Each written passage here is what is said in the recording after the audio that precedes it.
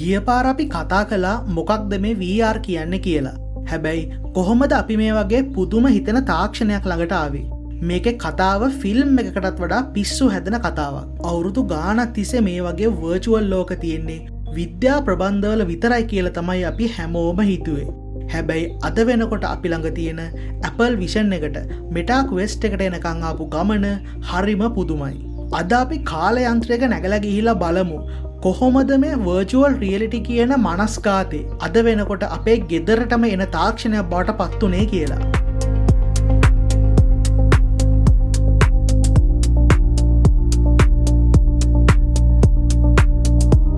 අපේ කතාව පටන් ගන්නේ 1968 වගේ ඈත කාලෙක ඉඳලා. ඉවාන් සදර්ලන්ඩ් කියන විද්‍යාඥයා තමයි The Sword of Damocles කියලා දෙයක් හැදුවේ. හිතන්නකෝ ලොකු බර හිස්සාවරණයක් තියෙනවා.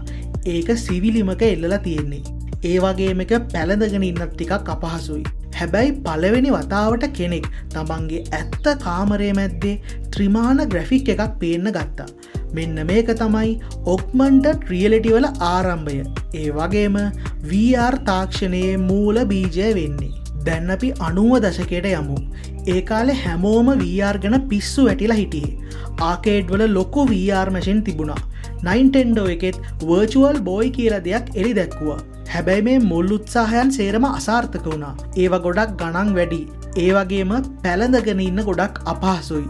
ඒ වගේම ඇත්තරම කිව්වොත් ඒ වගේ ඩිසයින් එක හරිම කැතයි. අනිත් දේ තමයි ගොඩක් අයට මේවා පැලඳගෙන ඉන්නකොට ලොකු හිස රදයක් ආවා.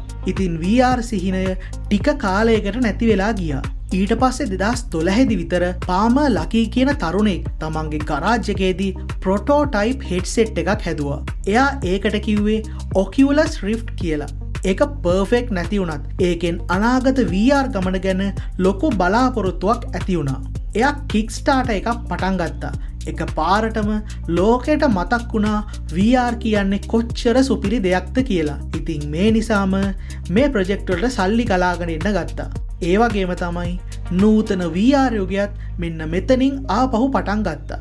2016 වගේ වෙනකොට අපිට හොඳ VR තාක්ෂණයක් තිබුණා. හැබැයි ඒකට සුපර් කම්පියුටර් එකක් සහ වයර් ගොඩක් ඕනි වුණා. ඒක තවමත් ගොඩක් අයට ළඟා කරගන්න බැරි දෙයක් වුණා.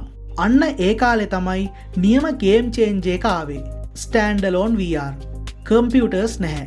වයර් නැහැ.